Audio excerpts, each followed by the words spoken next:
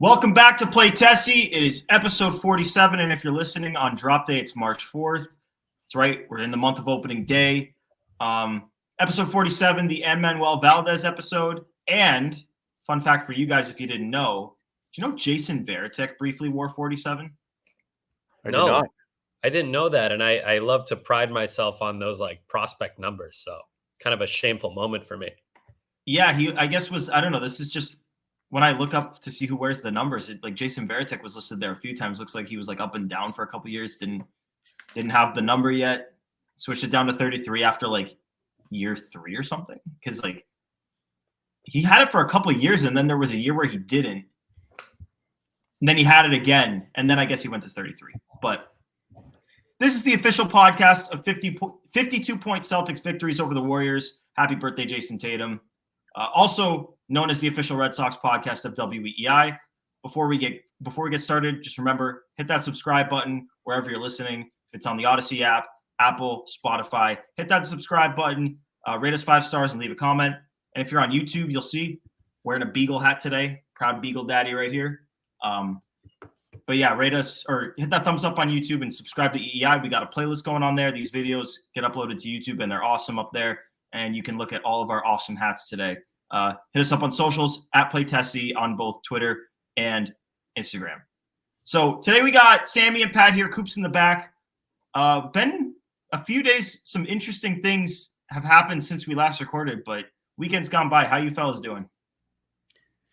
Good. I think we do have a really nice array of hats today. We got Pat in the middle with the classic Red Sox hat, your Beagle hat, Gordo, and then I got the Massachusetts state flag hat. So we're well represented in the world of hats.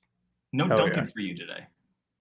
No, I don't want to wear the Red Sox hat because I have so many Red Sox hats, so I've been trying to switch it up, and I feel like I've been wearing the same hat for years. So I got the Duncan one, and now I have the Mass flag one. So I'll just be getting more variety, but I still do wear my Sox hat quite a bit. Oh yeah. How you doing, Pat? Doing good. But nice weekend. Nice little weekend. You were in a movie. You didn't see the 52-point win today, did you? No, I didn't. I got out, and the top notification on my phone was Celtics become first team in NBA history to win 3 games in a single season by 50 or more points. It's like sick.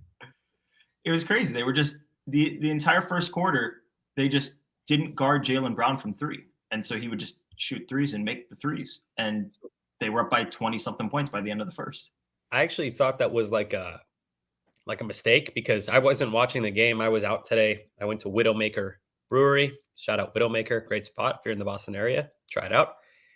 And I got the notification on my phone for the halftime score. I think it was like, 82 to 30. They were up by 44. Okay, 44 point. I thought it was like an error. So, of course, I'm like, okay, what's the actual score? And I open it up, check ESPN. It reflects the notification. So then I'm like, really? 44 points? Go on Twitter. Also 44 points. So I legitimately could not believe that was real. Against the Warriors, too. That's not like the Pistons. That's a real good team. And Celtics just dog walked them. That's a statement win. I mean, as much as you can do in the month of March in the NBA. Yeah, and you could tell it meant something more to them. Like Jaylen was talking about how he thought it was disrespectful that they were leaving him open. And then after the game, they asked Steph about it. And he's like, that was what we used to do to teams, and now they're doing it to us. But that was awesome. So in Celtics world, they're winning by 50 freaking points. In Red Sox world, they're signing CJ Cron. So, and that's not to say that that's like a nothing. I know it's a minor league signing. Like you can like scoff at it all you want, but CJ Cron has been a good player recently, has been a recent all-star. He had a down year last year, was injured. Even when he was playing, like the numbers weren't very good, but he was playing through injuries. Like he just wasn't himself last year. He can hit. I do like the signing. They needed a right-handed bat, so don't take me questioning something a little bit as me not liking the signing. But this is not a guy who jumps in the lineup and just destroys lefties, which is kind of what I thought they were going to aim for that spot, because you've got some young left-handed bats that you could, in theory, platoon. Like Yoshida's going to be your starting DH, and like presumably one of Rafaela or Abreu, or maybe even both, is going to be in the lineup regularly. So in theory, both guys are lefties. So in theory, you'd want to get at least one, if not both of them, out of the lineup against lefties. So I figured you'd want maybe a lefty crusher. You DH that guy. Yoshida goes to left. Duran or O'Neill goes to center. Rafaela hits the bench, or someone goes to right, and Abreu hits the bench or something. CJ Cron, it's weird. I was looking at the numbers. In 22 and 23, did not hit lefties particularly well. But if you look at 18, 19, and 21, he destroyed them. Yeah. Also, so I what? I don't even know what to do with that.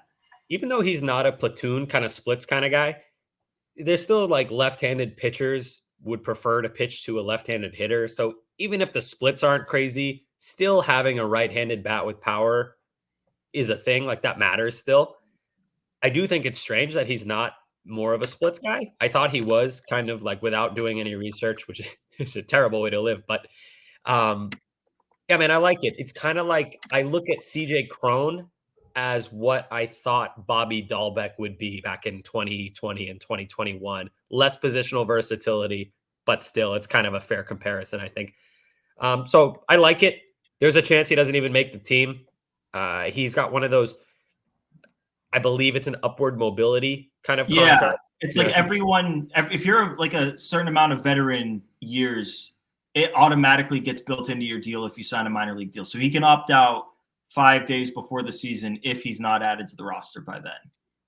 Okay. Yeah. So, I mean, I could see that because, going through the bench, and this is just off the top of my head, I think the bench is going to be catcher, Reyes, Abreu or O'Neill, one of those two guys, Ref Snyder, and then who am I forgetting? Cron or Dahlbeck. Like, Could it be depends. Cron. I think he's going to make the team. They gave him He number will. 28. They're not giving you 28 if you're not making the team. Yeah. This just screams they don't want Bobby Dahlbeck on the roster, which I'm fine with. I'm totally fine with. You need somebody who can play first base. CJ Cron can do that. Then on the flip side, I don't even know if Rob Ref Snyder's a lock. I don't think he breaks camp on the team. That's an interesting discussion point. And we've seen it a little bit online, but I honestly think it's going to get a little bit more discussed towards the end of spring training when people kind of realize the point that you're bringing up, Pat, is that if Rafaela and Abreu, or even just one of them, like You count can't the carry outfielders. 6 outfielders. You cannot carry 6 outfielders. Count them out. Like and by the way, before, made a mistake. Rafaela, not a lefty, he's a righty. So in my case of platooning, you would push Abreu to the bench or Duran to the bench. They platooned Duran all last year. Who's out of this? Because I'm looking at right now at the roster. This would be pre-Cron. I would say the bench is Ref Snyder, Reyes, McGuire, and then whoever's not playing that day between Abreu and O'Neill. So where does Cron fit in? Because forget which one of you said it, but there's a chance Ref Snyder doesn't make the roster. I feel like that's the way he makes it because you do have a lot of outfielders. We think Yoshida is going to be the DH, so that's another outfielder who you can flip in. I know he's not a great defender, but you got Yoshida, O'Neill, Duran, Rafaela might make it, Ref Snyder. You even saw Reyes play left field in the winter leagues, Abreu. There's a lot of options, man. The other thing, though, is there's no corner infielder there. You have to keep one of Dahlbeck or Cron, and it should be Cron. True, they'll keep Cron, and I guess Reyes will back up third base. We also have to consider that there's a reasonable chance that a decision is kind of made for them. We've already seen, and we'll get into the Vaughn Grissom stuff later, but that's a guy who goes down. So all it takes is one little injury. Another thing to consider, if no one gets hurt, is maybe Abreu and or Rafaela doesn't break camp with the team. Yeah, man, I would hate if Abreu didn't make the team. He looked so good. It's not like it's a little different for me from Rafaela, where he played really well in AAA. He came up to the majors, showed a little bit, but ultimately he kind of struggled on both sides of the ball. I hate to say it. Abreu looked really good when he came up. So, and was it Sam Kennedy, I think, or Werner? I believe it was Kennedy. It might have been Werner. One of those two said that they expect Abreu to get a lot of at-bats this year, 400 plus. So I can't imagine Abreu not breaking camp, but it's not that crazy. It could happen. The more I think about it, like, I don't like it, but it's not crazy. No, it's not. And to go back to the point about Refsnyder, Pat, it's like I feel like Rob Refsnyder deserves to be there and deserves to be on the roster, deserves to be on this team. This team who is in need of veteran voices, and he has been that in a big way for them the last couple of years. Like, he's a valuable dude. But the acquisition of Tyler O'Neill puts Refsnyder's role in flux, because last year they wanted to platoon Jarren Duran. I would hope that this year that's not the case. Like, I hope that Jarren Duran is expected to be a full-time player. Alex Verdugo is not on the team, so it's not like you're going to bench the lefty Verdugo for the righty Refsnyder. Now you've got a righty O'Neill out there. If Abreu plays every day against right-handed pitching, that's when you could tell me that Refsnyder plays a role. But in that case, it only happens if Duran is moved. Yeah. Because that only works if Tyler O'Neill is playing every day in another position. Like, if O'Neill is platooning with Abreu, which I'm not in favor of, I think Tyler O'Neill should be playing every day. But if O'Neill is platooning with Wilyer Abreu, then Rob Refsnyder doesn't have a spot on the team. Right, but I hear you saying O'Neill should play every day, but also you have to remember that's a guy with big-time injury concerns. He hasn't been healthy. He'll play until he gets hurt. Like, yeah, he's gonna get hurt.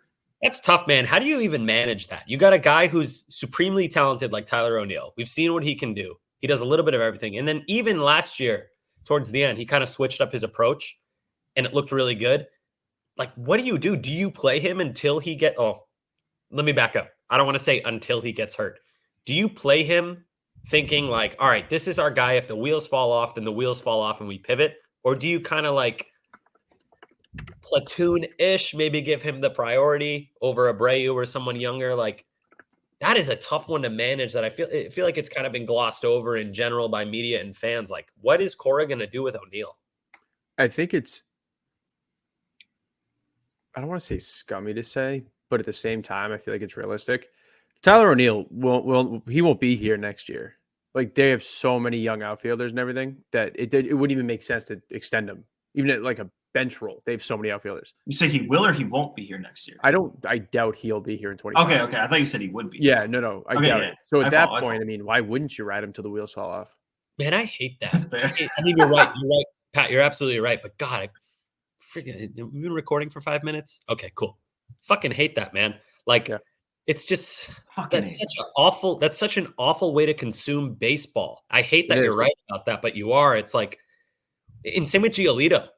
It's like you're watching these guys, maybe Pavetta too. Oh God, I'm trying to stay positive. It's been like my goal for the last like few weeks. Be more positive, but like, God, it's so hard to consume these games within the back of my mind, thinking like, this guy's probably gone in a few months. Yeah, that or like they're playing for a contract not from the Red Sox. Like, and I'm talking spring training. We haven't even gotten to the real. Still like, man, like look good out there. O'Neill looks healthy. He's gonna be great for the Cubs next year or the Giants. Or someone, the Rays more likely than Boston. But I have a question.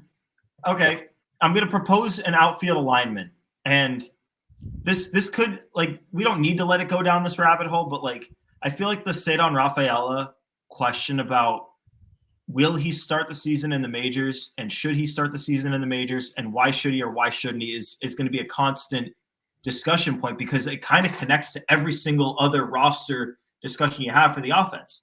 So in this proposal I'm going to give you, he's not on the team to start opening day.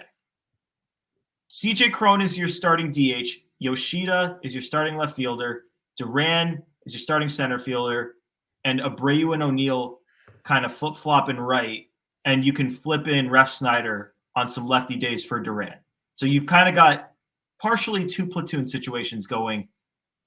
Like in the world where like that lineup works. And like that's a bat first lineup. It may not be. Cron is DHing, Yoshida's in left. Yeah. Or maybe I don't know. Maybe Cron's the platoon in that case. That's fair. Okay, so here's my response to that. In that situation, I think you have to determine, and let's forget about the contracts for a second. Yep. You have to determine what is more valuable, Cron's bat in the lineup or Rafaela's glove in center field? Because that's the difference. In one lineup with Rafaela, you have him in center field. Duran moves over to left. Yoshida's the DH. In the one that you just proposed, you have Cron as DH. You have Yoshida in left field, and you have Duran in center. So what's more valuable, Cron's bat or Rafaela's glove? And that is the right question. That is the right question. And the beauty of it, Sammy, is your answer on day one doesn't need to be the same as your answer on day whatever. Yeah. Particularly if you choose to start. Well, I don't know. I was gonna say if you choose to start with Cron in the lineup, but just because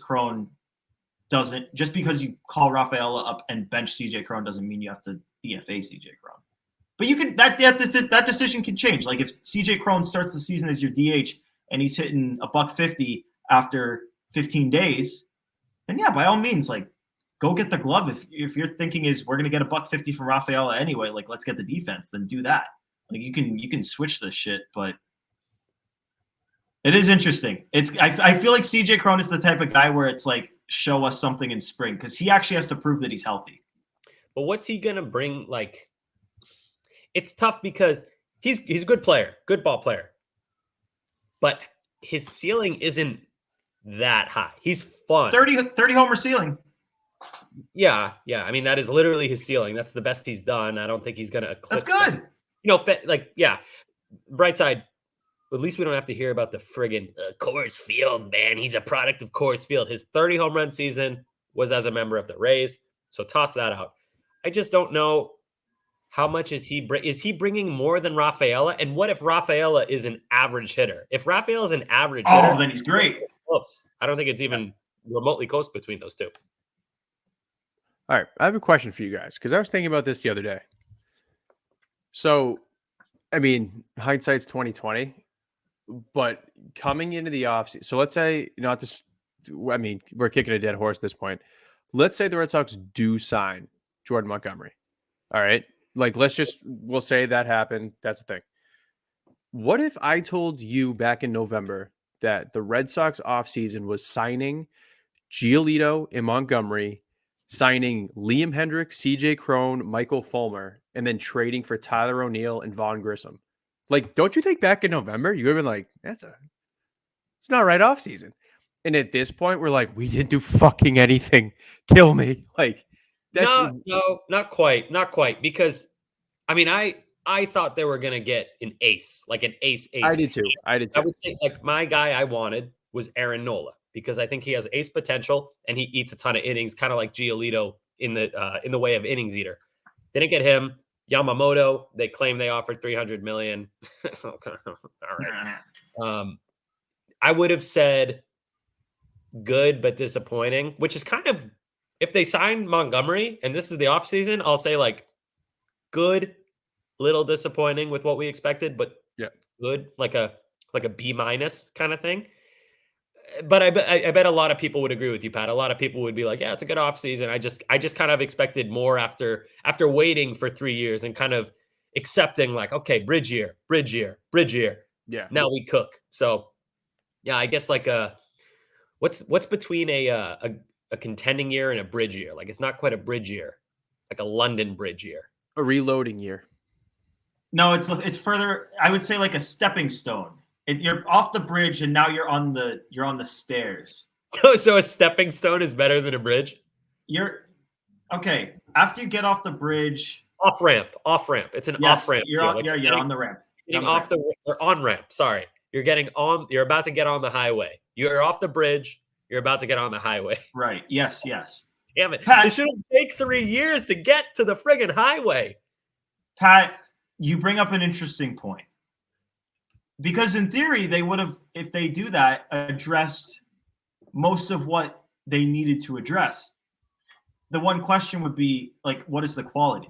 Because they needed to add 2 starting pitchers. In that scenario, they would have added 2 starting pitchers. But none of them is necessarily an ace, and you subtracted Chris Sale. Yeah. They needed to add a right-handed power bat. They did, but it's a downgrade from Justin Turner. Yes. So, yeah, I would say if you'd asked me that at the start of the offseason, I would have said, like, I'm teetering the line of, like, that's the bare minimum versus not enough. But considering the considering everything we've said and all of the complaining we've done, and by we I mean the entire Red Sox nation, because I feel like people have been way worse about it than us. Like I feel like we're pretty reasonable with the amount of complaining we've done, We've which been is still pretty plenty. even keeled. Yeah, on the podcast. All things considered. All things Yeah. considered. Yeah, I on the kinda- public forum, we've been pretty even keeled. Yeah, I have a lot of meltdowns in our chat and shit, but yeah, and then the podcast I perceive as level-headed. We've been respectful. We haven't called anyone names. We haven't like called for people's jobs prematurely or anything. I think Whoa, Gordo. What about? I know. Pooped on the mound. I know he pooped What on the about mound. Cooper the pooper scoop? What is it? Cooper the pooper scooper. Cooper the super pooper scooper. There's a name. Yeah, he pooped on the mound. That was the only thing though. We've been pretty good.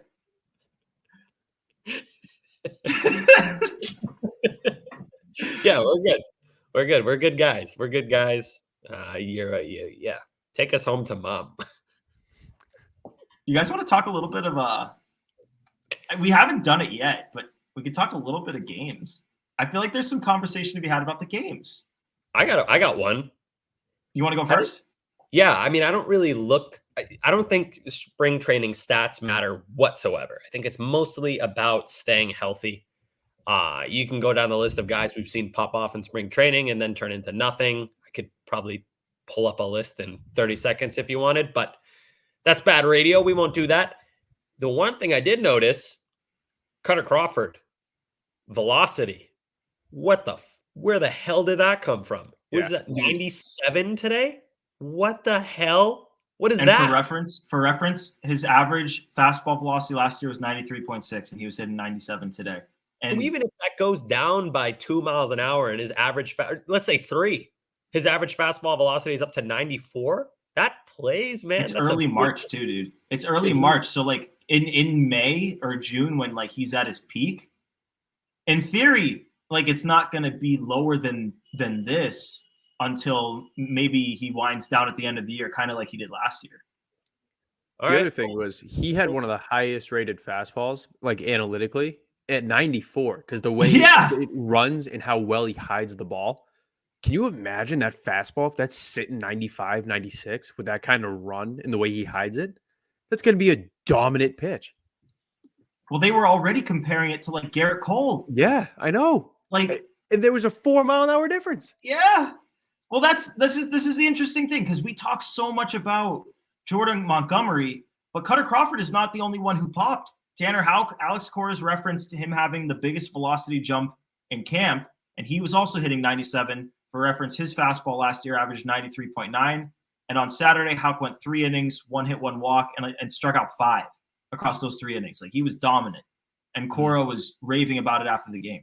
So you've got Houck and Cutter both crushing it. And just to go through what the other guys did recently, Pivetta was too perfect with a strikeout. Bayo was a little bit shaky, but it was mainly just 1 inning. Giolito didn't have a good outing statistic-wise, but his velocity was up across the board. His velocity on the fastball topped out at 96.1, averaged 94, and last year it averaged 93.1. And again, this is all in early March. This is not in June. Like these guys are supposed to peak when the weather gets warm and it's June. And it's March 1st, 2nd, 3rd when these guys are throwing, and they're all throwing higher velocities than they did last year. Yeah, it's not bad. And by the way, with Crawford, I think the fastball velocity matters a little more because he's a guy who throws like 4 or 5 pitches. He's got the 4 seam, he's got a little cut, he's got the curve, he's got a split, and then he's got kind of like a sweeper, slider, hybrid, kind of 2 versions of it. So for a guy with a big pitch mix, when you see the fastball velocity play up, if you can pitch off of that, that kind of makes all the other pitches look a little bit better. So very high on Crawford. By the way, Crawford was kind of a guy that like 365 days ago, I would have told you like maybe he's a relief pitcher. Maybe he's yeah. And now we're talking about him like that's our guy. He's our number 4 or 5 guy. We feel good about him. So, yeah. Hey, another feather in the cap for the Red Sox pitching lab, which is slowly trending up. We like to see that. Bayo and Crawford, 2 homegrown guys, and now we're going to see maybe Houck. If they don't sign Montgomery, which they will. I totally forgot to mention that Whitlock, I'm pretty sure, struck out 6 across 3 innings Yeah, the other yo, day. Whitlock Totally should have mentioned that. Yeah, see, Well, okay.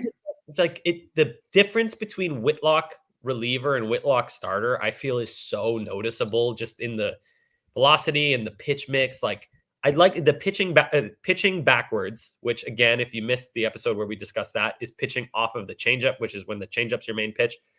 I thought that was cool that he was doing that as a starter, but when he's throwing gas and just like being 222 pounds of man meat just rocketing in there for 2 innings, I feel like that's the best Whitlock we're gonna get. I feel pretty good about that. Well, here's the thing: is we rattle off these guys, but you make an interesting point talking about these guys as relievers, because like what was the biggest issue with a lot of these guys last year? It was going beyond like the 4th or 5th inning. So obviously, like, we love to see these things, and I'm going to pose a question off this. Like, we love to see Houck dominate for 3 innings, but we know he can dominate for 3 innings. If he was a 3-inning pitcher last year, he would have been one of the better 3-inning pitchers in baseball last year. And it's the same thing with Cutter Crawford, another guy who they were pulling from games when he was in the 80s for pitches because he wasn't a guy they could trust to go too far beyond that.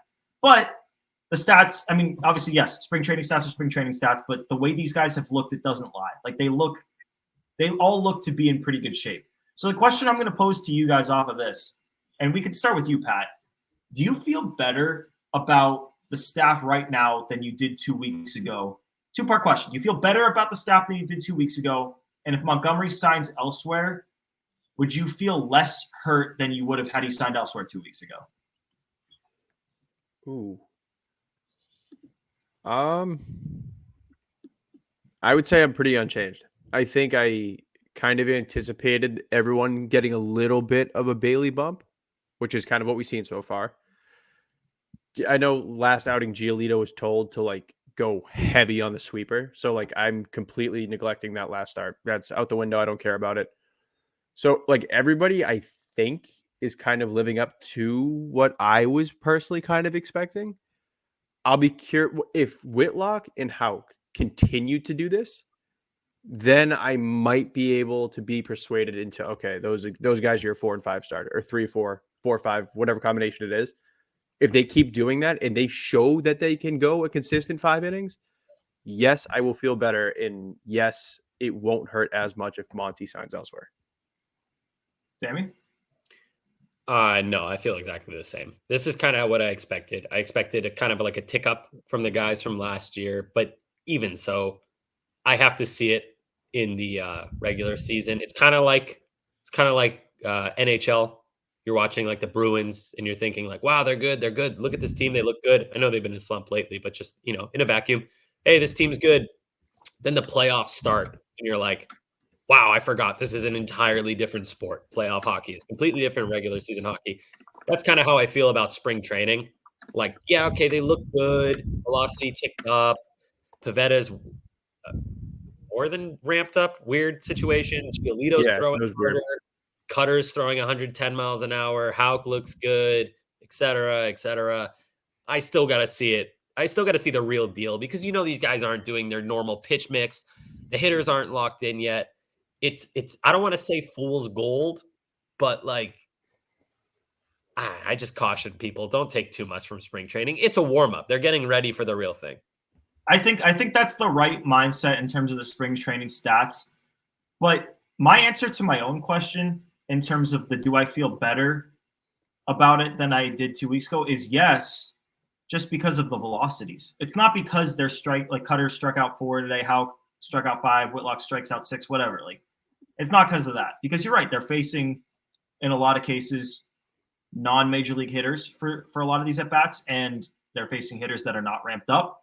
And these are guys that admittedly are ahead of schedule. So by definition, they're ahead of the other teams in terms of their schedule. So like, don't look at the strikeouts and stuff. But the fact of the matter is, if it's early March and their fastball is multiple ticks above what it was in their average last year, that is something to note. Like I always, when looking at pitchers in spring training, I always say, look at the velocity and figure out if they've added new pitches. Because if they've added new pitches, that changes the whole game. And if they're throwing more than a tick or two harder, that changes the game. For sure. If that's the case for multiple of these guys, consider me intrigued. Like, I would not be any less hurt if Montgomery goes elsewhere because of what it says about who's running the show right now and like their priorities and all of that we've discussed ad nauseum. But part of me, if they did sign Montgomery, would be a little bit of, I don't want to say like ticked, but I'd be a little bit like, I guess, I wish we could have seen Houck start. Like I'd be a little bit, now he's going to go to the pen. I would have been curious to see what he could have given you. Gordo, I hear you, but at the same time, it's cool to see them add velocity and add new pitches, but we still have to see if they work. So last year, everyone was talking about Houck is now throwing a splitter. He's using it more. They worked on it, and then it was kind of so-so in the regular season. And then, on the other side, there's Nick Pivetta, and he's got this whirly bird pitch, and it looks great. So it's so hard for me to take anything up from spring training other than, hey, this guy's healthy. Even like Trevor Story does not look good hitting right now. I'm not really concerned yet. I still have to see him do it in the regular season. Would it be nice to see him hitting friggin' frozen ropes all over the field? Of course. Would it change how I feel about him? Very, very slightly. They're seeing mostly fastballs in spring training too. It's like it's not the real thing yet. It's a preview. It's training. It's in the name. So it's so hard for me to deduce anything from spring training besides health. Story on the subject of Story too. Part of the reason, or at least the reason that he and the team gave for his struggles last year at the plate was and the year before for that matter, was he didn't have a proper ramp up, didn't have a proper offseason or a proper spring training, and had to rush into game action. So to be judging him off of his first few spring training games, I agree, is a little bit premature. That said, like we do at some point need to see it from him. I'm not going to say in spring training we need to see it from him, but early on in the season, if he struggles, that's going to be a big storyline. So he's going to have to get off to a good start if he doesn't want that.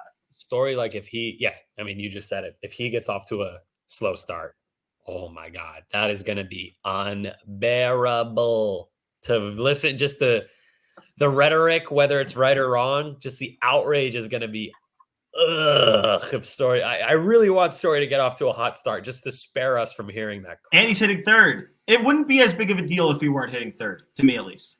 I'm sure it would be. It might still be a storyline, but to me, I would give him more time. If he's striking out every time in between Devers and Casas in April, that's a big deal. But if it's like if you can bounce him around 6, 7, 8 or whatever while he struggles and figures it out, then like not the end of the world. I kind of think I don't think they're going to hit him third anymore. I've kind of talked myself out of that. I think it's going to be O'Neill. I think they're going to do like Duran, Casas, O'Neill, Devers. I think Casas is going to be the number 2 guy. If you go on that lineup optimizer, it always has him second, Devers fourth, because I think Casas is the best bat on the team, or at least has the upside of being the best bat on the team, which it really doesn't matter. Devers and Casas, both absolute monsters at the dish, but I think it's going to be O'Neill between those guys against, right-handed pitchers at least. So, yeah, maybe Story gets dropped to like 6th. Who knows? But a lot of pressure on Story. And like a good friend Bradfo told us, Story's kind of taken on that leadership role. So the offense coming from him would mean a little bit extra just for the young guys to see and kind of follow his lead. Gordo, I got to follow, looping back. When the question you asked about Jordan Montgomery, would we be as hurt or less hurt than 2 weeks ago? Yep.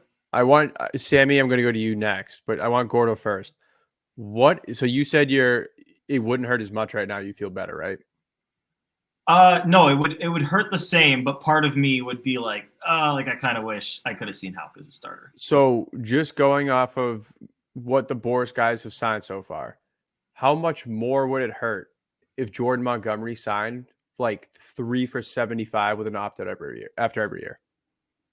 That would be gutting. Okay. Because like for reference, Matt Chapman, 3 years, $52 million with opt-outs after each year. Cody Bellinger, 3 years, $80 million with opt-outs after each year. So yeah, Monty could be headed for maybe a deal like that. His situation's not exactly the same as those guys, but he could be. If he signed a deal like that somewhere else, all hell would break loose on Red Sox Twitter. Yeah, I would contribute. Yeah. What do we even think when Montgomery signs with the Red Sox? Because he's gonna sign with the Red Sox. So I'm not leaving this hill. I don't think it's gonna be one of the like I said, 3 years, $69 million. So that's $23 million a year. I don't think it's gonna be like a 2-year 70 million where you got a really high average annual value, but a really short amount of years. That just doesn't track with anything the Red Sox have been doing aside from the 2 years. Like they've been all about cutting costs and like lowering the payroll. Why would they all of a sudden sign this number 2, number 3 starter who's good, but he's not an ace for like a high average annual value? I think that they're going to find a sweet spot in the middle where it's 3 years, maybe 4 at a good, but not crazy dollar value. So to put a bow on it, if he signed elsewhere for like anything close to that, I'm already going to be extremely upset if they don't sign Montgomery. That's the one free agent all offseason that I've consistently said I think the Red Sox will sign. The only guy that I've actually thought they will sign. So if they miss out on him, I'm genuinely going to be a little bit upset about that one. And Sammy, your point about the short-term high AAV not fitting the Red Sox mold right now, and I feel like that's a common misconception because people think the Red Sox don't want to give out years. Right now, it's literally fitting him in the budget for 2024. That's the problem. And that fits Monty too, because Montgomery is not a guy who should be trying to hit the market again in a year or two, because if he does that, assuming he's not traded in that season, then he's going to get that qualifying offer. This is a guy who needs to maximize every dollar now, because if he does that deal with opt-outs, he's going to have another roadblock in his way when he hits the market. He's going to have that qualifying offer attached, which is the reason that guys like Snell and Bellinger and Chapman are running into so many issues when trying to find their contract, or ran into so many issues in a couple of their cases. Like, these guys are taking less than what they're worth because that pick's attached. Montgomery doesn't have it. He needs to maximize every dollar now. He should try to get a 4 or 5 year deal, and it should be with the Red Sox. It should be. There's no reason for it to not be. I would kill to know what Montgomery is feeling right now, because I wonder if he resents Boris at all. He's got to be mad. To get your money, like, great, get your money and everything, but you're getting life-changing money, and it's so tough because nobody thinks like this. None of the athletes are like, well, I'm getting life-changing money anyway. I might as well just say, But like, you're a competitor. Montgomery just won the World Series. He's probably got that probably feels fucking amazing to pitch in those big playoff games and be dominant. He probably wants to compete, man. I mean, we're how many games into spring training? Like close to 10 already. And Montgomery hasn't thrown a single pitch. It's crazy. And we'll get to Snell. Snell is my enough said, but I just wonder how he's feeling right now. And I wonder who cracks first. Is it the Red Sox or another team? Or is it going to be Montgomery and Boris? It's so bizarre. And we've seen it with Bellinger just cracking and taking way, way, way lower in terms of years and money value. Chapman to a lesser degree, but still it happens. So I just want to see who blinks first. I still think Montgomery will sign with the Red Sox when it's all said and done. I mean, the thing is, he's these guys that aren't signed. I get that they're throwing and the hitters are hitting. Like, Montgomery is not like just sitting on a couch, but there's something to be said about throwing with your team, with your pitching instructors, with your pitching coach, with your director of pitching, all those guys that are going to be working with you, learning a new team, learning your teammates, pitching against hitters. Especially, it seemed like the Red Sox, who just got a whole new pitching regime. They probably want to like get in there and get in the lab. And with he would want that. He would want that. And not to mention, this is like a major, like, you're talking about life-changing money. It's also a life-changing decision in terms, like, your life. Like, you're moving. You need a house or an apartment or something. Like, you have to have a place to live. You have to get to know your city. You have to make friends. You have to know the area. You have to know your staff. There's a lot that goes into that. And like, if I'm one of these guys and Boris is dicking you around to the end, and maybe you know of an offer that you guys passed up earlier in the offseason that would be enticing if you'd gotten it now, but it's no longer on the table. Yeah, I wouldn't. I mean, I get it. You're still going to get life-changing money, but it's got to be stressful. It can't be fun. Yeah. On the flip side, though, I have to imagine there's an ongoing dialogue. Like, there had to have been a conversation with Boris and Montgomery at some point where he said, "Okay, we have an offer from Team X. It's lower than we want, but it's fine. Do you want to take it?" And it's probably a lot more complicated than that. He's probably selling it that he can get better. Boris always thinks he can do better.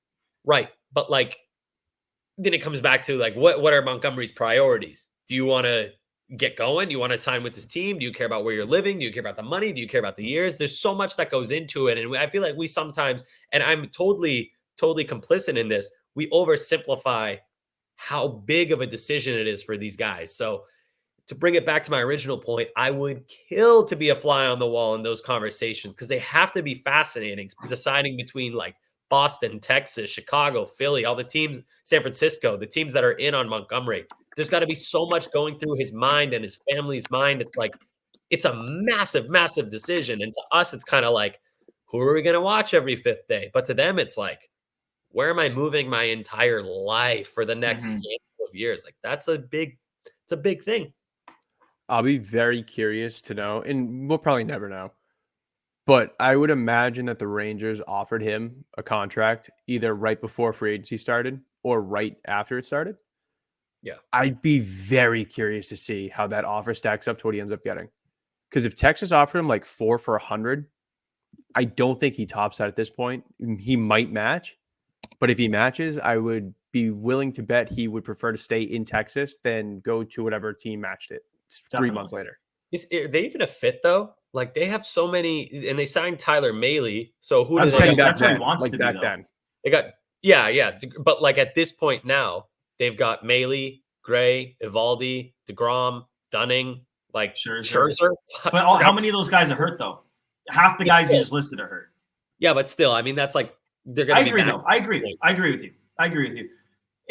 It's interesting, Pat, because I bet there wasn't a concrete offer on the table, but I bet a big part of their strategy, in terms of the big part of Boris's strategy, I'm saying, was Texas is going to figure out this TV situation, and they're going to be an easy fallback option because they're not going to let you go. Well, a thorn in your a pebble that you walked on. I don't know. You know what I'm trying to say. A big change was that TV deal stunk, and it's only a year. And there's just as much uncertainty for the Rangers long term as there was at the start of the offseason. So now that changes the whole discussion in terms of Monty, in terms of where he thinks he can go, in terms of a fallback option. Everything changes. But I want to pose a question. Sammy, I know where your head's at with this because you think he's just going to sign with the Red Sox. So I know where your head's at with this. But I found it. I tweeted about this today.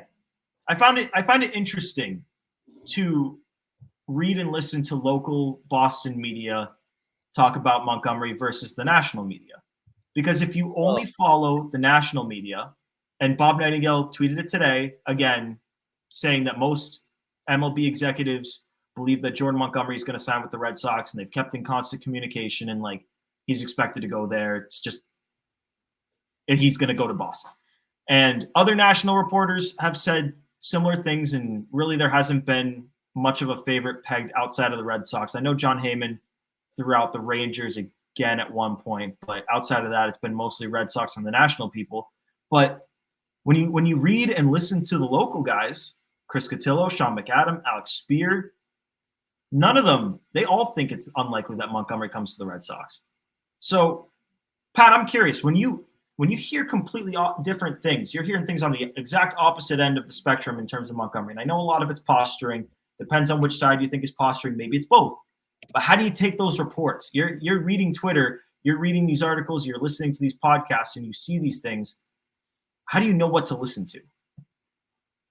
Personally, I think in terms of marquee free agents, especially, I think, and I feel bad saying it, I think for the most part, the national guys have a better pulse just because of their familiarity with the agents, with the industry, like all this stuff.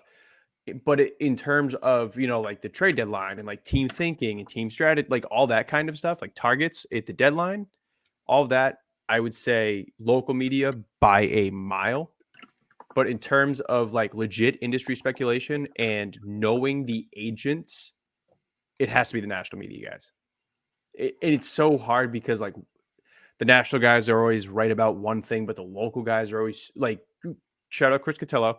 He mentioned CJ Cron last week in his roster update, like shit like that, like targets like that. But in terms of grand scheme, like this is the favorite to sign Jordan Montgomery. I do lean towards the national media just because they have those higher up connections outside of the Red Sox. Yeah, I hear you, Pat.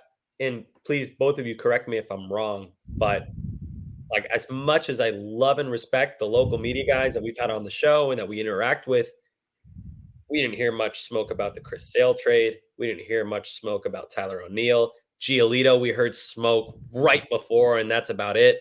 But you didn't hear that from the national guys either. No, but no. National guys were talking about Giolito. They were saying, yeah, no, I'm talking about the other two because both local and national, like Heyman and Cotillo were talking up Giolito. But what did you mention? You mentioned Sale and O'Neill. Those both came out of the blue. Yeah. So I just feel like I would side with the national guys because if I had to compare who is closer with the free agents and their management team, I would go with the national guys simply because that's what they do.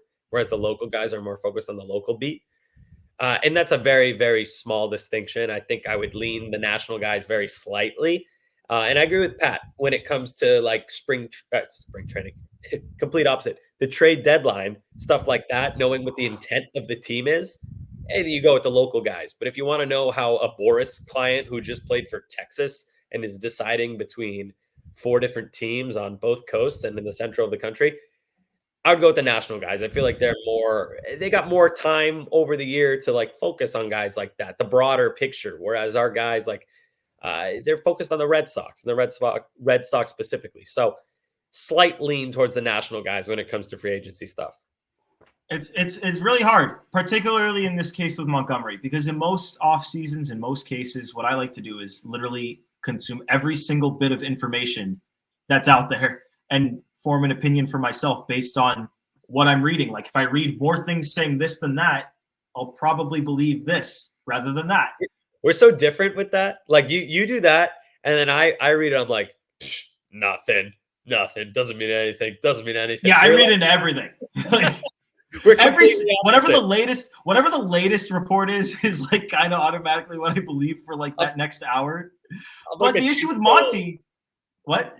I'm like a tinfoil hat guy when it comes to baseball media. I'm like, nah, don't buy it. I don't buy it. It's well, like, hold on, Sammy. That's right though. With the Monty thing, that's kind of where I'm at because we've heard so many different reports, like whether it be in articles, like we have like John Heyman doing streams every week saying like different things about Monty every week, and it's the same reporter.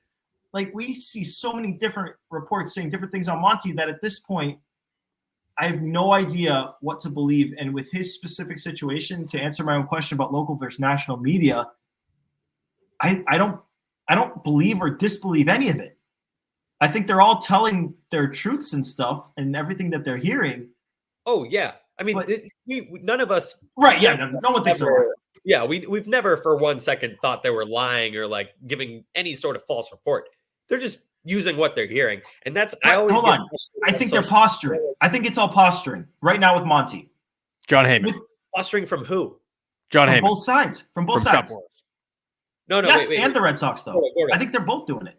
Wait, when you say posturing, do you mean the media is being given a report from the Montgomery camp? Yes. And that, okay, yeah, that makes sense. They're not. They're not. There's no, except for maybe John Heyman.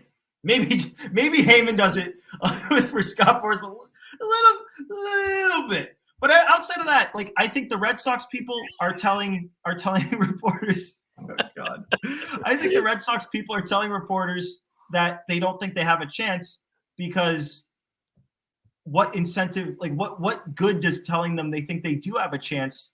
What good does that do? Because for them to have a chance, either they need to open up salary or Montgomery's price needs to come down.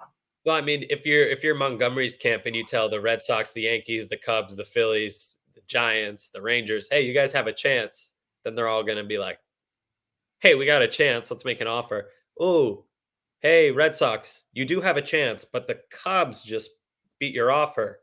And then it goes, hey, Cubs, you do have a chance, but the Giants just beat your offer.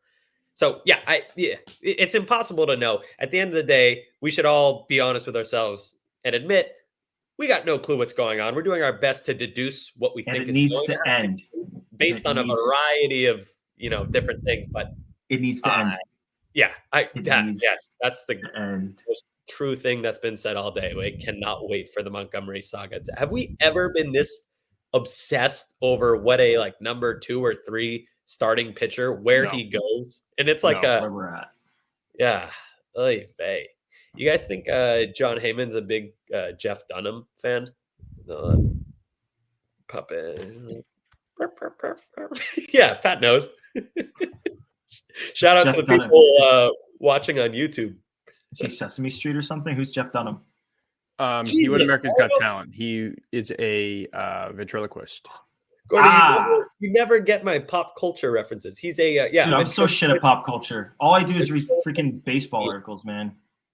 Yeah, what do you, Pat? You like him? I'm not a big. I don't think he's No, I'm not. like it's already tough to be a comedian, but then you're also trying to respect to him for trying, but just not. Wait, quick question before we move on to the next thing. Have you, speaking of America's Got Talent, have you guys ever seen Dustin's Dojo? Yeah. No. Oh wait. Maybe. Yeah. Look it up later. Yeah. This is if you're listening right now, look up Dustin's Dojo on YouTube and you'll have a good time. But Dustin's Dojo. you're gonna have to watch. It's like Watch a it long after, thing. You're gonna have yeah. to watch. Yeah, we'll watch it after. All right. But last thing before enough said, just I don't know if you guys have any comments on it, but Vaughn Grissom is hurt and is likely to miss opening day. I haven't a take on it, but I want to let you guys go first because mine's kind of like a dark tinfoil hat, not tinfoil hatty, but it's not good vibe. So I want to give you guys a chance to say it's not a big deal if you think so. I don't think it's a big deal. No, I mean, I would prefer he not be hurt, to be totally honest with you guys. But the one thing I can't stand, the devourers, the gatherers of the low-hanging fruit. You trade Chris Sale because he's always hurt, and then the guy you get gets injured. Oh my God, that was the most obvious joke in the history of jokes. And I saw so fucking much of it. I was very disappointed in the Boston fan base. Boston, a city with tons of intelligent, funny comedians coming out of it. We could just go down the list. Oh, it's not a good. I get it. I understand the joke. And it adds to a Sale crushing it this spring. The stats being posted on Twitter, like that's the lowest hanging fruit. It is that fruit is underground, and you're just gobbling it up. Pat, you said it's not a big deal. You don't think? No, it's a pull groin. Can I tell you why this gives me shit vibes? Because we've seen this story so many goddamn times, and people forget that he's a rookie. So here's how I see it going, and this is maybe just me being a little negative, and I don't like to be negative, but this is just where I see it going because we've seen it with Trevor Story. It's like the guy gets hurt, he misses spring training, maybe comes back for the very end of it, gets a week in AAA just to ramp up. They throw him into the big league action. He hits 190 in April and May. And then we're told, it's because he wasn't healthy in the spring. He didn't have a full ramp up, and he's a rookie. That he maybe he gets a little bit better. This, we've seen this story so many times. Then now you've lost the whole rookie season because of this one little pulled groin in March. Get this negativity out of here. That's what I see. Groin. He might be ready for opening day. We don't know. No negativity. I'm trying so hard to be. It's hard. So hard. It's so difficult. Yesterday, I'm watching the spring training game, and someone throws a cutter, and it nicks the strike zone. I'm like, this guy, he might be something. Look at that cutter. He threw. Oh, get this out of here, Gordo. None of the. I'm gonna cancel you. I'm uncancelable. You can't cancel Gordo. You're so edgy. It's impossible. I'm so edgy. Anything else before enough said, guys? No, I agree. It's not great. It's not great to see, jokes aside, not great to see Vaughn Grissom get hurt, but Pat, who is by far the most knowledgeable on this subject, he says it's no biggie. That's true. Pat, if Pat says it's no big deal, it's probably no big deal. I agree with that, Sammy. Pat taught me how to make my calf muscles look bigger. And wider. Yeah, it's going to take, give me some time. Taught Sammy how to get the girth. Yeah. Trying to get girthy legs, but God, I don't think I'm able to bulk in any way. But anyway, it's my skinny ass. It's hard in your old age to do it. You should have done it when you were in your 20s. Yeah, back in my day. Are you drinking your Ensure protein shake, Sammy? That'll help you put on Put on some weight. I mix it with my Metamucil. Okay, enough said. Yeah, Sammy, you go first because yours is baseball related, right? You said something Snell. Yeah. I just can't believe it's we're recording on March 3rd, and like Blake Snell won the friggin' Cy Young Award last year. He had a 2.25 ERA in 32 starts. That's unbelievable. And nobody has signed him. What the fuck is going on? Like 234 strikeouts. What is happening? Like, what are we doing here? 180 innings. Like, I get he walked a lot of guys, but 2.25 ERA. That's insane. And FIP is higher, 3.4. That's still really friggin' good. How, like, what That's has just because happened? of the walks, though. Yeah. What changed, though? What changed? Like, how is this possible? How is a guy that good not signed? And I have no horse in this race. There's no chance he goes to the Red Sox. Just what is that? I don't know. It's bizarre. I feel like this should be getting more news. This should be a bigger story that the reigning Cy Young winner, whose ERA was way below 2.5, like, I don't know, just makes no sense. It's crazy. I think it's Didn't he because kind of stink at the beginning too? Like if you look at May on, isn't he even better? Wasn't his ERA like in the ones? Like he's even better than the 2.2. Let me. The thing with him not being signed, though, I think is his price initially was like unfucking believable. Like John Heyman reported that the comp that Boris was using was Steven Strasburg's contract. There's no fucking way Blake Snell was getting Steven Strasburg money. Yeah, no, I agree. But even if it's like way, way less than that, it's still like just.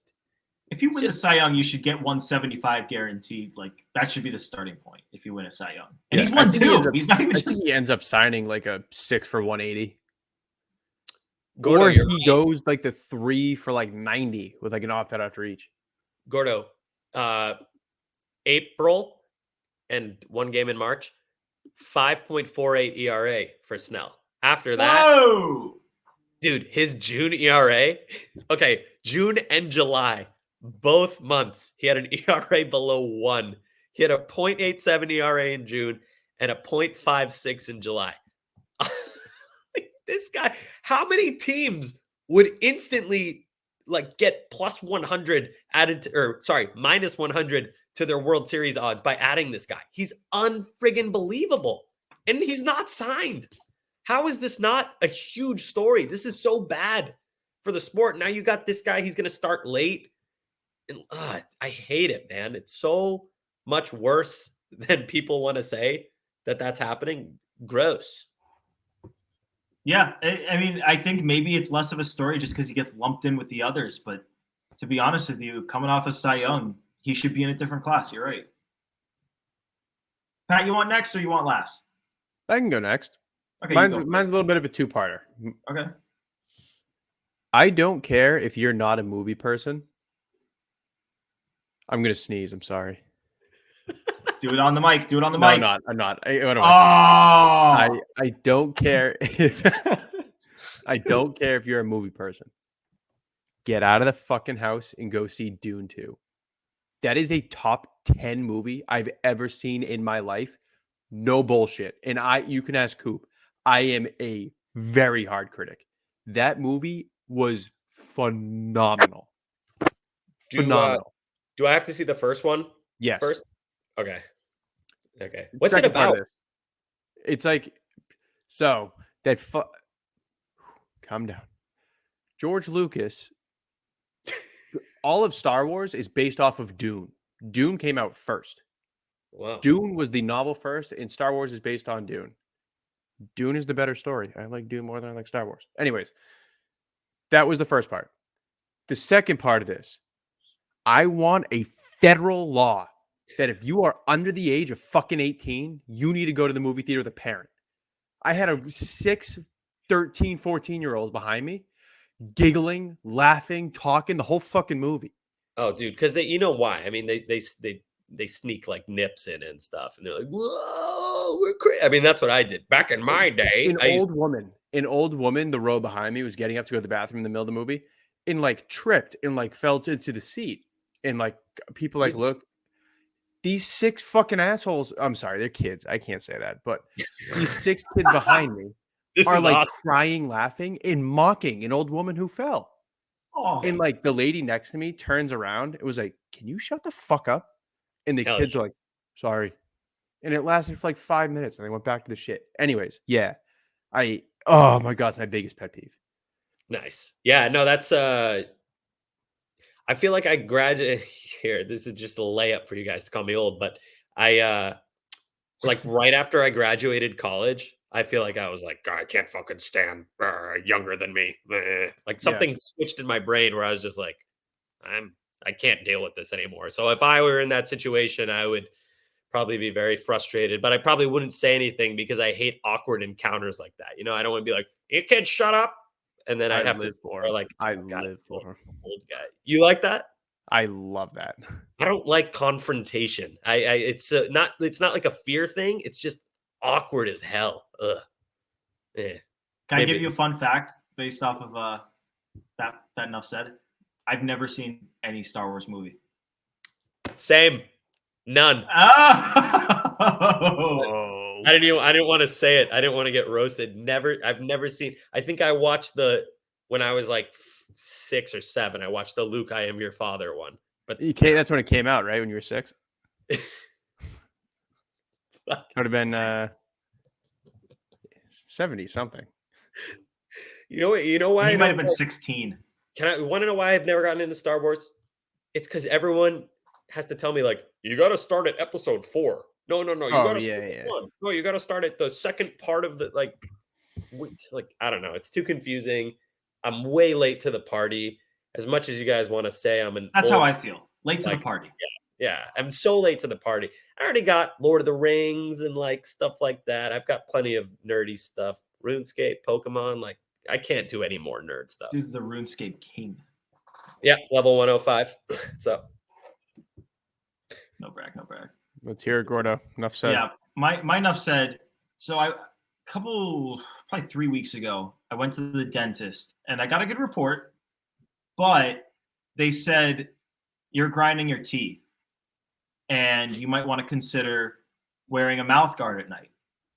I was a little skeptical at first because I was thinking they were going to give me some Invisalign shit and it's going to be super expensive, but apparently you can go to CVS and like get these really generic mouth guards and you boil it in water and then you like chomp down on it and it like morphs to your mouth. Yeah, that's how mouth guards work.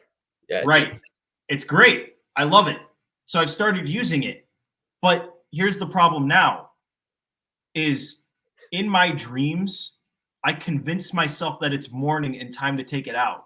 And so I take it out at like 3 a.m. and then sleep the rest of the night without it because I take it out thinking it's like time to wake up. Gordo, you know what that means? You know what that means? What? Just means you're addicted to the grind, man. I love the grind, man. Your dentist is trying to get you to stop grinding. Don't listen, man. I can't do it, man. Coop, can we kick Sammy for that one? Thank you. Gotta keep. Oh, he's gone. He actually did. He actually did. Oh my god. Thank Well, he's back. He's on the other side. If you're on YouTube. Hello, Sammy. Wow. Yeah. Don't let your dentist stop you from grinding, Gordo. No. I definitely won't. Anything else before I wrap this thing up with a little bow? I'm good, man.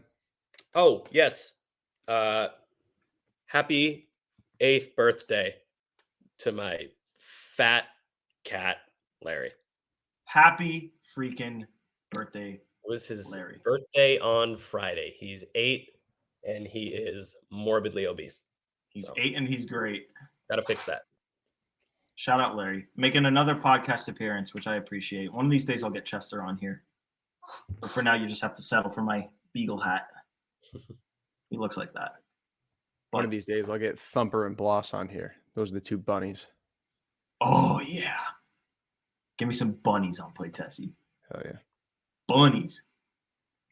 On that note, this has been episode 47 of Play Tessie. We appreciate you tuning in, but before you leave, before you click on something else, just remember, hit that subscribe button. Whether you're listening on Apple, Spotify, or the Odyssey app, subscribing gets you those notifications when we drop episodes. It's huge for you. It's huge for us. Remember to rate us 5 stars and leave a comment too. If you're on YouTube, hit that thumbs up button and subscribe to the WEI channel. We've got our own playlist on there. Big stuff. But yeah, hit that thumbs up button there. That's huge for us. And follow us on socials at PlayTessie on both Twitter and Instagram. For Sammy, for Pat, for Coop in the back, it's Gordo here. This has been Play Tessie episode 47. Toodaloo.